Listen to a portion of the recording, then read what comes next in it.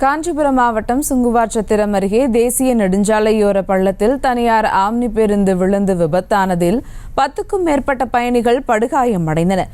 இதுகுறித்த கூடுதல் தகவலோடு இணைகிறார் செய்தியாளர் பாலா. வணக்கம் பாலா, விவரங்கள்.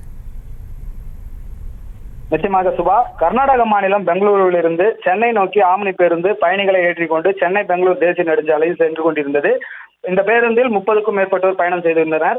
காஞ்சிபுரம் மாவட்டம் சுங்குவார்சத்திரம் அருகே சென்னை பெங்களூர் தேசிய நெடுஞ்சாலையில் சேந்தமங்கலம் அருகே வந்தபோது அந்த சென்னை பெங்களூர் தேசிய நெடுஞ்சாலையில் சாலை விரிவாக்க பணிகள் நடைபெற்று வரும் நிலையில் டிரைவரின் கட்டுப்பாட்டை இழந்த பேருந்து சாலை ஓர பள்ளத்தில் மோதி விபத்துக்குள்ளானது.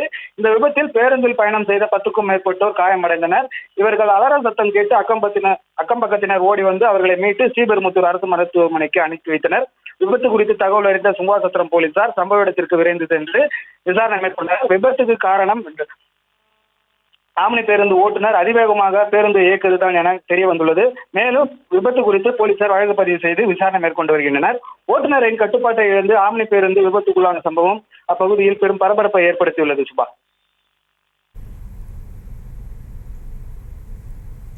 விவரங்களுக்கு நன்றி பாலா.